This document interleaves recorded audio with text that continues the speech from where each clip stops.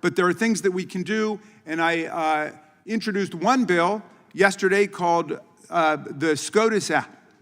And the SCOTUS Act is creating a new way for cert to be granted, because this Supreme Court is obviously acting like a legislature. Raskin just delivered the constitutional indictment that explains everything. 2 Supreme Court seats officially stolen by Mitch McConnell and the Republican Senate. In 2016, McConnell blocked Merrick Garland for 422 days, saying the people should decide. 2 years later, when Ruth Bader Ginsburg died with less than 2 months before the election, McConnell abandoned his own rule and rammed through Amy Coney Barrett. The result, a 6-3 court where a majority of justices were appointed by presidents who lost the popular vote. A court so reliably aligned with one side that it invented an immunity doctrine for presidential conduct that no president had successfully claimed before in American history. This court has a legitimacy crisis. Watch this.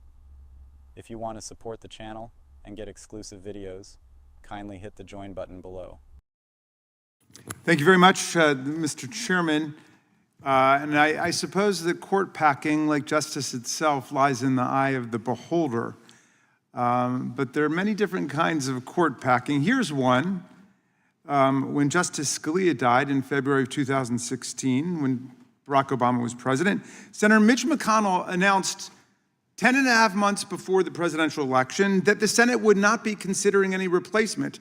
The Judiciary Committee would not have any hearing, there'd be no vote in committee, and there'd be no vote on the floor. When people asked why, that makes no sense to hold the Supreme Court seat open, to hold that vacancy open for nearly a year, he said it was too close to the next presidential election and the people should decide. Of course, the people had decided in electing Barack Obama to one of those genuine, bona fide 4-year terms in office, like every other president.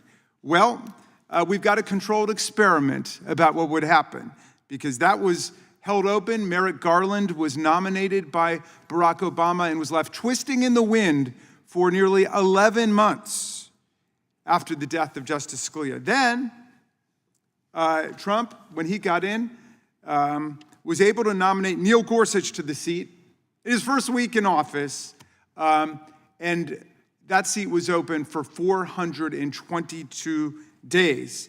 And Mitch McConnell bragged about it, calling it the most consequential decision of his entire public career. And of course, it cemented the rapid movement of the Supreme Court to the right to incarnate the MAGA agenda on the Supreme Court. Well, look, here's what happened when Ruth Bader Ginsburg died. Now, she died on September 18th, 2020. So close to the next election, which was less than 2 months away, that early voting had started in a lot of the states. So it wasn't even 2 months away. And then the Democrats asked Mitch McConnell, some reporters asked Mitch McConnell, well, of course, you're not going to have hearings or a vote or anything in the next few weeks, are you? And he laughed it off. He laughed off the suggestion that they would maintain the same rule that they had used to block Merrick Garland and President Obama from having a seat. And then they rammed through the nomination of Amy Coney Barrett within 2 months, consolidating the right-wing anti-choice, anti-environmental regulation, anti-labor, anti-voting rights, anti-democracy majority on the Supreme Court. Had the original McConnell rule been applied, or even a reasonable approach taken with just a few weeks before the election, that Supreme Court seat would have been filled by President Biden, not by Donald Trump. Biden won that election, by the way, by more than 7 million votes. If you're interested in what the people want, 306 to 232 in the Electoral College. I know some people came down to overthrow the election, attack our police officers in order to accomplish a political coup to deny that, but that's what happened. So, right there, we've got 2 seats officially stolen by Mitch McConnell and the Republican Senate, giving them a 6-3 mega court with a majority of the court now made up of nominees of presidents who lost the popular vote. Lost the popular vote. Roberts and Alito, Gorsuch, Kavanaugh, and Amy Coney Barrett, all nominated to the court by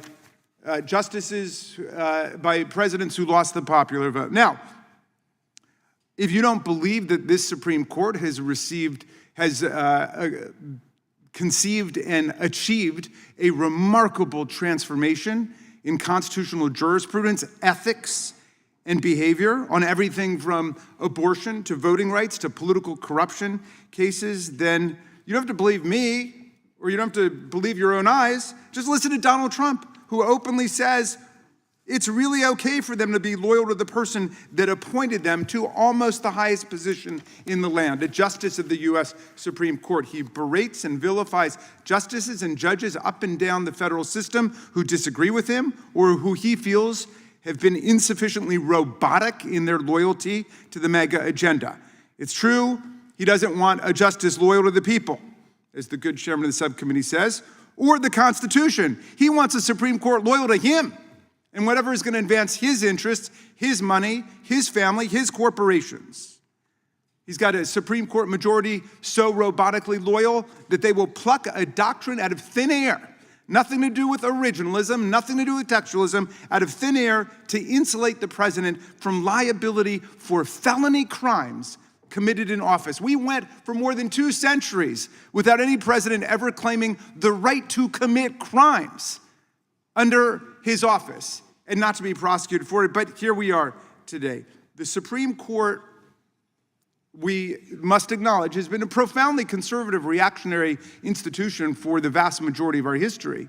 And what did the Supreme Court ever do for enslaved people between the founding and the Civil War? Nothing, other than in 1857 in the Dred Scott decision, cement their subjugation into place, saying that the African slave and his descendants have no rights a white man is bound to respect in any way. And then even after the Civil War, after the passage of the 13th, 14th, and 15th Amendments, drawn from the blood, sweat, and tears of the Union and the people who fought to defend our country against the Confederacy, the Supreme Court gutted the meaning of the Reconstruction Amendments in the civil rights cases. And then in 1896, in Plessy versus Ferguson, constitutionalized the reign of Jim Crow, separate but equal. So we have a couple decades around the Warren Court, maybe the first few years of the Burger Court, where the Supreme Court acted on the side of the people.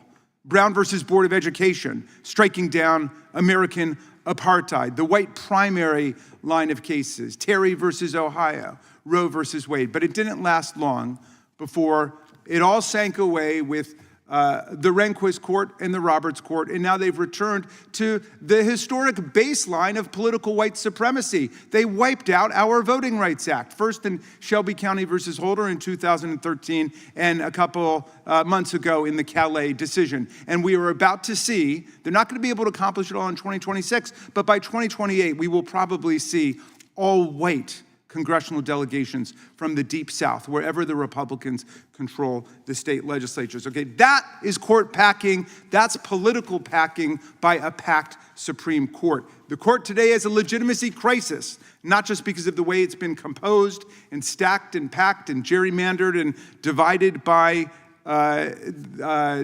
Mitch McConnell, who laughs about it. He thinks it's funny what they did. Why do some people want 13 circuits, Mr. Chairman? 13 members of the court? You don't need a conspiracy theory for that. There are 13 federal circuits in America. And traditionally, the Supreme Court has been made up of the number of justices equal to the number of circuits. And we got 13 circuits, but we only have 9 justices.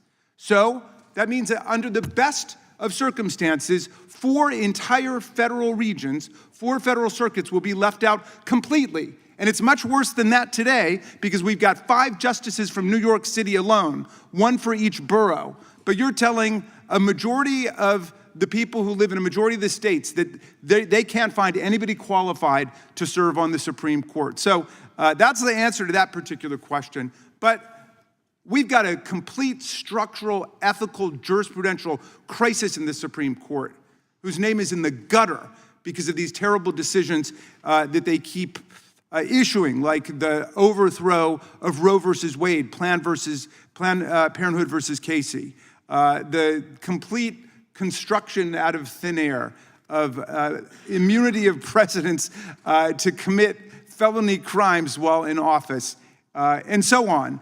And I hope that this court will do its best to try to behave like a Supreme Court, but there are things that we can do, and I introduced one bill yesterday called the SCOTUS Act. And the SCOTUS Act is creating a new way for cert to be granted, because this Supreme Court is obviously acting like a legislature. I mean, they set up an agenda where they want this case about the Voting Rights Act, they want to destroy it. Oh, now it's time for us to overthrow abortion rights, we're going to take that case. All right, a lot of countries don't leave the agenda-setting authority to the court itself, and certainly we should not leave it in the hands of this Supreme Court. It belongs with the 13 federal circuits. We should have a panel made up of the chief judge of each federal circuit or their designee, if they want another judge to do it, and they should decide when there is a meaningful circuit split or a federal question that should go up to the Supreme Court. This court obviously cannot be trusted with that agenda-setting authority. Let's begin to create a real Supreme Court in the country by moving in this direction. And I thank you, Mr. Chairman. I yield back to you.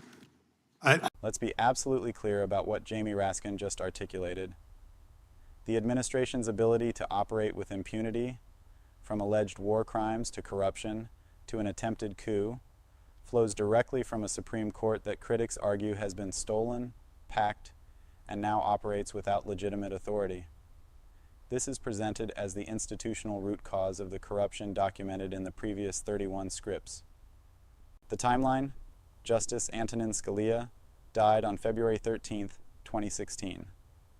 Barack Obama was president with 10.5 months remaining in his term. He nominated Merrick Garland. Mitch McConnell announced the Senate would not consider any replacement, no hearings, no committee vote, no floor vote.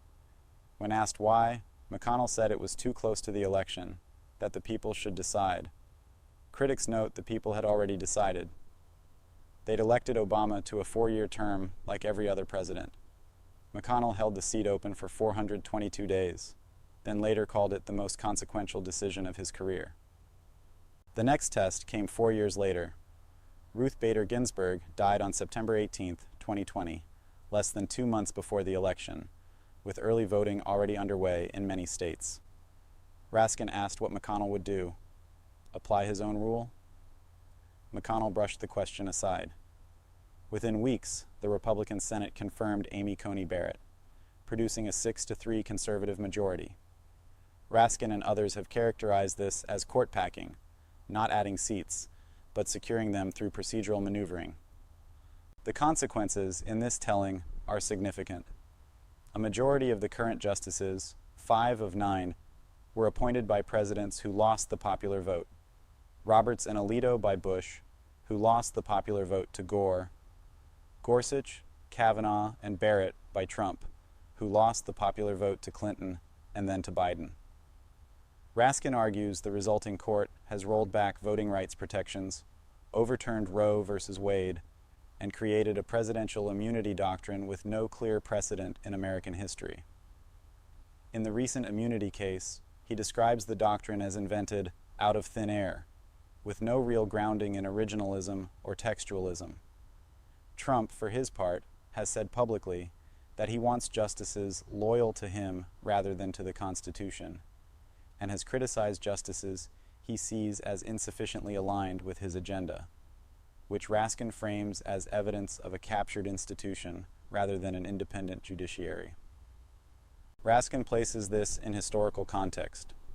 From the founding through the Civil War, the Supreme Court did nothing for enslaved people except cement their subjugation.